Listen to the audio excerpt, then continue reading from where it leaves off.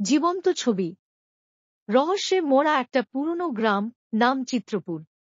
সেখানে ছিল এক প্রাচীন বাড়ি, যার ভেতরে ছিল শত ছবি। ছবিগুলো সাধারণ নয়, কারণ লোকেরা বলতো ওগুলো জীবন্ত। সেই বাড়িতে আসে এক কিশোর, নাম তার অয়ন। সে ছিল চিত্রকলা ও জাদুর খুব ভক্ত।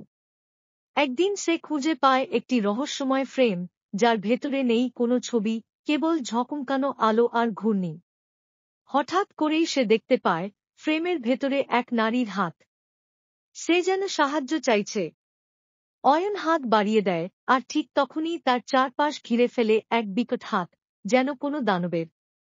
সে বুঝতে পারে এটি কোনো সাধারণ ফ্রেম নয়, এটা চিত্রলোকের দরজা, এক অন্য জগৎ, যেখানে ছবির চরিত্ররা বাস্তবে রূপ নেয়। চিত্রলোকের রানী ছিল একবার পৃথিবীর মানুষ, তার নাম ছিল সার্স বউ। সে একসময় এত সুন্দর ছবি আঁকত যে তার আঁকা চরিত্ররা জীবন্ত হয়ে উঠত। কিন্তু এক ঈর্ষাপরায়ণ জাদুকর তাকে ফ্রেমের ভেতর বন্দী করে দেয়। অয়ন বুঝে যায় তার কাজ শুধু নিজের প্রাণ বাঁচানো নয়, তাকে সার্স বউকে মুক্ত করতেই হবে, নয়তো সেই জাদুকর ছবির দুনিয়া থেকে ছড়িয়ে পড়বে বাস্তব দুনিয়ায়। অয়ন সাহস নিয়ে ঢুকে পড়ে চিত্রলোকে, যেখানে প্রতিটি ছবির ভেতরে লুকিয়ে আছে এক একটি জাদুর রহস্য। সে লড়াই করে কালো রঙের দানবের সঙ্গে, পার হয় আগুনের পেইন্টিং, আর অবশেষে এক সাদা ক্যানভাসের সামনে পৌঁছায়। সেখানে সে আঁকে একটি মুক্তির চাবি, তার হৃদয়ের বিশ্বাস দিয়ে।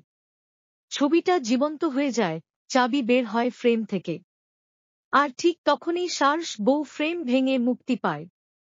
চিত্রলোক আর বাস্তব দুনিয়ার সীমা ঘুচে যায় এক মুহূর্তে, আর তখন থেকে প্রত্যেকটি ভালো ছবি বাঁচিয়ে রাখে এক টুকরো আলো।